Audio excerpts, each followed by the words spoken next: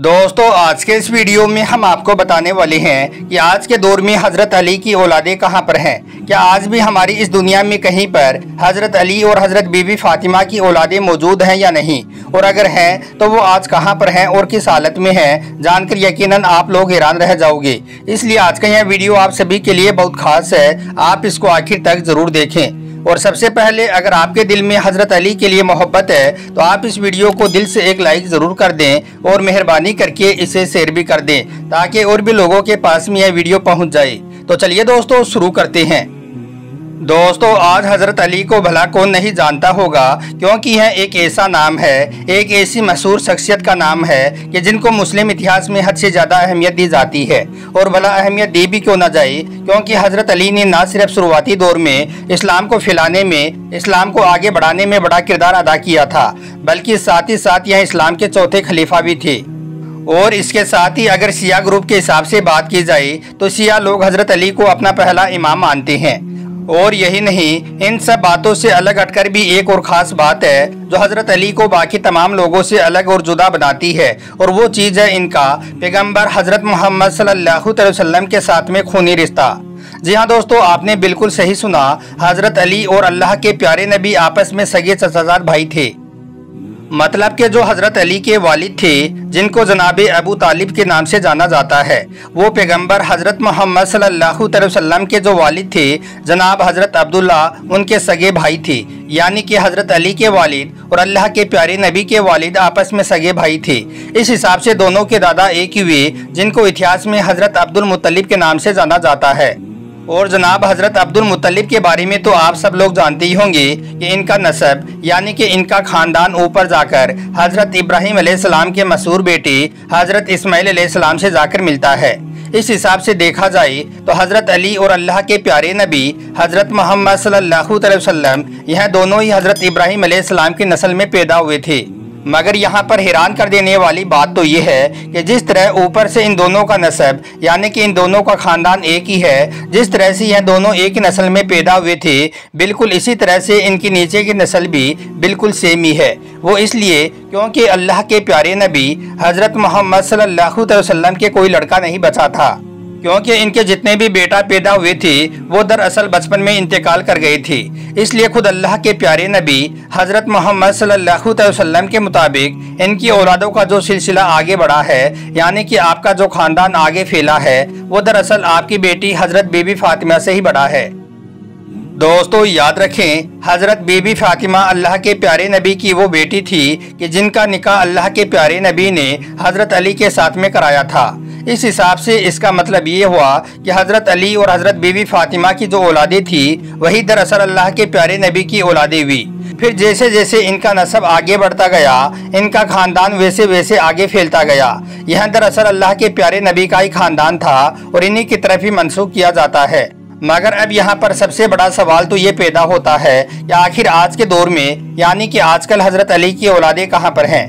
क्या आज भी हमारी इस दुनिया में कहीं पर हज़रत अली और हज़रत बीबी फातिमा की औलादें मौजूद हैं या नहीं? और अगर हैं तो वो आज कहाँ पर हैं और किस हालत में हैं, और नहीं है तो वो क्यों नहीं है?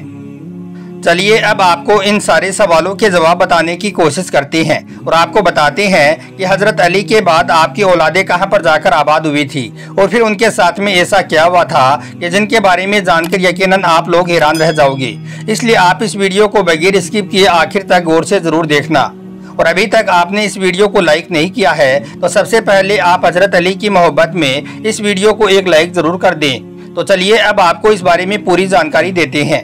दोस्तों सबसे पहले तो आप इस बात को याद रखें कि इस बात में कोई भी शक नहीं है कि हज़रत अली ने सबसे पहला निकाह अल्लाह के प्यारे नबी हज़रत मोहम्मद सल्लल्लाहु अलैहि वसल्लम की प्यारी बेटी हज़रत बीबी फातिमा के साथ में किया था। और जब तक हज़रत बीबी फातिमा इस दुनिया में हयात रही यानी कि जिंदा रही, तब तक हज़रत अली ने कोई भी दूसरा निकाह नहीं किया था। मगर हाँ, फिर हज़रत बीबी फातिमा के इस दुनिया से रुखसत हो जाने के बाद हज़रत अली ने कई शादियाँ की। ज़्यादातर इतिहासकारों की माने तो हज़रत बीबी फातिमा के जाने के बाद हज़रत अली ने 9 निकाह किए और इन 9 बीवियों से लगभग आपके 33 बच्चे पैदा हुए, जिनमें से 19 बेटियां थी और 14 बेटे थे। मगर दोस्तों यहाँ पर इंटरेस्टिंग बात तो ये है कि हज़रत अली की आगे की नस्लें यानी कि इनकी आगे की औलाद, इनका ख़ानदान सिर्फ और सिर्फ 5 बेटों से ही फैला था। और ख़ास तौर से अगर बात की जाए हज़रत बीबी फ़ातिमा की औलादों के बारे में, तो हम आपको बता दें कि हज़रत अली और हज़रत बीबी फ़ातिमा से इन्हें सिर्फ 5 ही बच्चे पैदा हुए थे, जिनमें से 2 तो बेटियां थी जबकि 3 बेटे पैदा हुए थे। 3 बेटों में इनका जो सबसे बड़ा बेटा था उनका नाम हज़रत इमाम हसन था, जबकि बाकी के 2 बेटों में से एक का नाम हज़रत इमाम हुसैन और एक का नाम हज़रत मोहसिन था। इन तीनों में जो जनाब मोहसिन थे उनका इंतकाल बचपन में ही हो गया था। तो इस हिसाब से अब हज़रत अली और हज़रत बीबी फ़ातिमा के सिर्फ और सिर्फ 2 ही बेटे बचे थे। पहले का नाम हज़रत इमाम हसन और दूसरे का नाम हज़रत इमाम हुसैन। और याद रहे इन दोनों की ही औलादों को आज के दौर में, यानी कि आज हमारी इस दुनिया में आमतौर पर सैयद के नाम से जाना और पहचाना जाता है।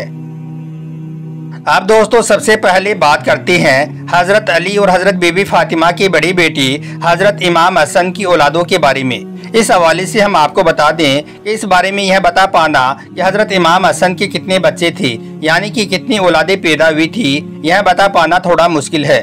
वो इसलिए क्योंकि इतिहास की अलग अलग किताबों में इसे लेकर तरह तरह की बातें लिखी गई हैं। मगर हाँ, यह बात बिल्कुल साफ है कि हज़रत इमाम हसन के जितने भी औलादें पैदा हुई थी उनमें से सिर्फ 2 ही बेटों के जरिए से इनकी नस्ल आगे बढ़ सकी थी, जबकि 3 बेटे तो ऐसे थे जो आगे चलकर अपने चाचा हज़रत इमाम हुसैन के साथ करबला की उस मशहूर लड़ाई में शहीद कर दिए गए थे, जो लड़ाई हज़रत इमाम हुसैन ने यजीद के खिलाफ लड़ी थी। करबला की इस जंग में हज़रत इमाम हुसैन के साथ हज़रत इमाम हसन के बेटों में शहीद होने वाले एक का नाम हज़रत अबू बकर, एक का नाम हज़रत कासिम और एक का नाम अब्दुल्ला था। दोस्तों अब बात करते हैं हज़रत इमाम हसन के उन 2 खास बेटों के बारे में जिनसे हज़रत हसन की नस्ल आगे बढ़ी है। तो इस हवाले से हम आपको बता दें कि इनमें से एक का नाम तो जैद था, जबकि दूसरे बेटे का नाम हसन ही था, यानी कि हज़रत हसन के बेटे का नाम भी हज़रत हसन ही था। और यही वो हसन थी कि जिनकी औलादों ने इतिहास के हिसाब से वक्त वक्त पर दुनिया के कई इलाकों में बड़ी बड़ी सल्तनतें कायम की हैं और दुनिया के बड़े बड़े इलाकों पर राज किया है। यहाँ तक कि इनकी कुछ औलादें तो आज भी हमारी इस दुनिया के कुछ बड़े इलाकों पर हुकूमतें कर रही हैं। दोस्तों याद रखें, हज़रत इमाम हसन की इन्हीं औलादों ने आगे चलकर यमन के इलाके में जैदी सल्तनत की बुनियाद रखी थी और फिर इनकी इन्हीं औलाद ने यमन के बहुत सारे इलाकों पर 897 ईस्वी से लेकर 1970 तक राज किया था। याद रहे यह लोग न सिर्फ उन इलाकों के बादशाह हुआ करते थे, बल्कि जैदी शिया, जो कि शिया ग्रुप का एक फिरका है, उनके इमाम भी हुआ करते थे। और यही नहीं, हज़रत इमाम हसन की यही औलादें आज के दौर में अफ्रीका के बहुत सारे इलाकों के साथ साथ अरब में भी बहुत सी जगहों पर फैली हुई हैं।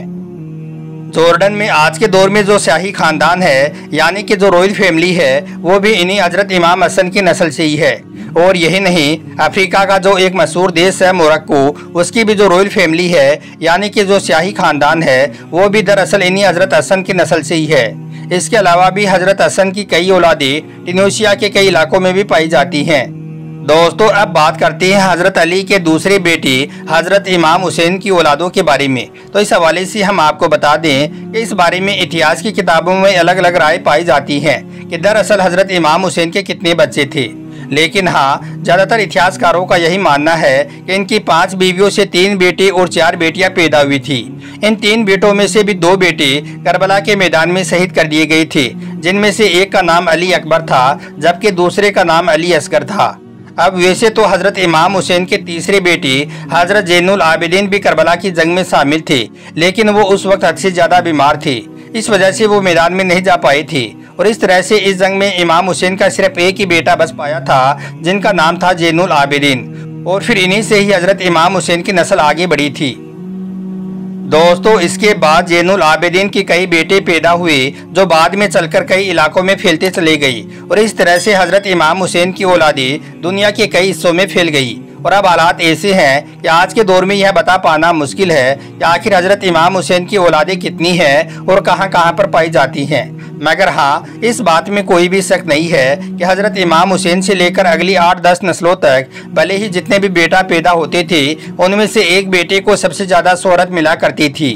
और ये वही बेटा हुआ करता था जिसको शिया लोगों की तरफ से अपना इमाम चुना जाता था। मिसाल के तौर पर हज़रत इमाम हुसैन के इकलौते बेटे यानी कि हज़रत ज़ैनुल आबिदीन के बहुत सारे बेटे पैदा हुए थे, उनके भी बहुत सारे बेटे पैदा हुए थे। मगर उन बेटों में से सबसे ज़्यादा शोहरत सिर्फ एक ही बेटे को मिल सकी थी, जिनको हम सब हज़रत इमाम बाकिर के नाम से जानते हैं।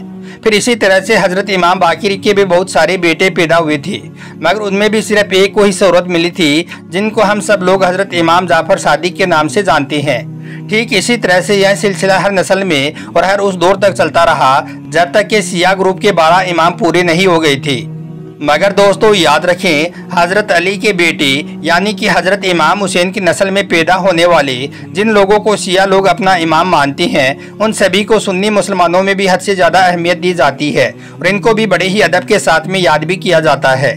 दोस्तों, अगर आपको हज़रत अली और उनकी औलादों से सच्ची मोहब्बत है तो आप उनकी मोहब्बत में इस वीडियो को दिल से एक लाइक ज़रूर कर दें और हो सके तो इसे शेयर भी कर दें, ताकि यह जानकारी और भी लोगों के पास में पहुंच जाए। आपका वीडियो देखने के लिए बहुत बहुत शुक्रिया।